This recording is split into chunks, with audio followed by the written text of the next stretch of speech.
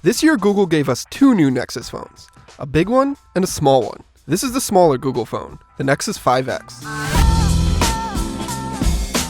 The Nexus 5X is not a successor to last year's gargantuan Nexus 6, but rather the true sequel to the Nexus 5 from 2 long years ago.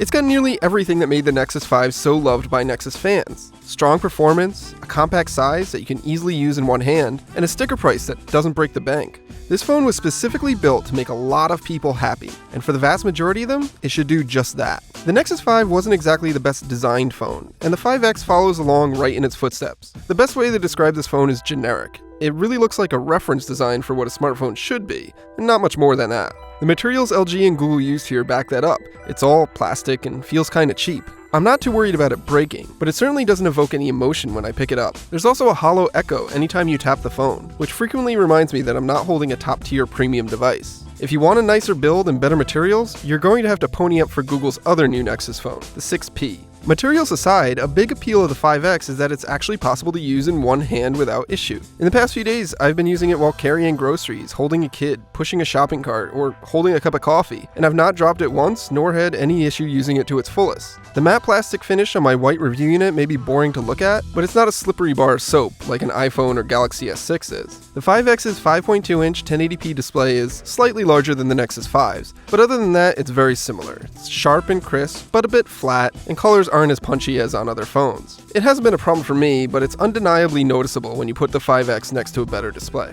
There are other minor hardware tweaks, like the move of the speaker to the front of the phone, but the most significant one is the new fingerprint sensor on the back, which wakes up and unlocks the phone all in one gesture. I was very skeptical of this at first, and I didn't expect it to be as easy to use as phones with front fingerprint scanners, but it's super fast and perfectly placed for my index finger. I quickly got used to never seeing the lock screen, because by the time I pulled the 5X out of my pocket and lifted it up, I'd already scanned my fingerprint and unlocked the phone. It's really a great experience, though of course the downside to this is that you can't use your finger to unlock your phone when it's sitting on your desk. The other big hardware update is the new 12-megapixel camera, which is paired with a dual LED flash and IR sensor for autofocus. It's housed in a slight bump on the back of the phone that's 100% completely not a big deal. It's the same camera sensor that Google is using in the higher-end 6P, and it's easily the best shooter a Nexus device has ever seen. In most conditions, it takes really great photos, which can stand next to the best of the smartphone world. As lighting gets trickier, the 5X can stumble, but it's so much better than any Nexus phone before it, there's little room to complain. Most of the time, you'll get great photos and no one will be the wiser. But if there is something to complain about here, it's with Google's camera app, which is too bare bones and slow compared to virtually everything else. Under the hood is where things start to divert from the Nexus 5. The 5X is a powerful and capable phone, no doubt about it, but its Snapdragon 808 processor and 2GB of RAM aren't up to pace with the top phones in 2015,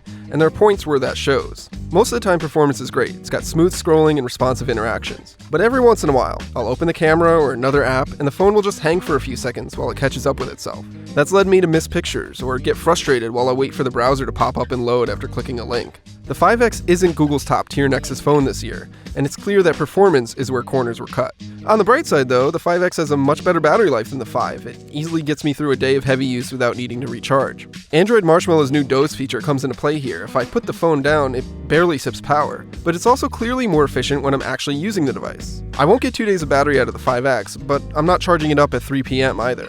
Speaking of Marshmallow, the 5X unsurprisingly ships with Android's latest, and it supports all of the headline features like doze and now on tap. It can also respond to voice commands hands-free, like the Moto X or iPhone 6s, and I've been getting a lot of use out of that lately. More than anything else, the 5X feels like a phone for the fans, the ones that loved the Nexus 5 and didn't get what they wanted from last year's Nexus 6. It's compact, cheap, and performs well, even if it's not the best looking or feeling phone you can get. In fact, among phones under $450, I don't think there's a better option, and it's easily the one I'd pick. But the Nexus 5X is not Google's best phone, and there are compromises in both performance and design compared to the larger and pricier 6P. But if those compromises don't matter to you, and you've been longing to upgrade your aging Nexus 5, well, you're just going to love the 5X.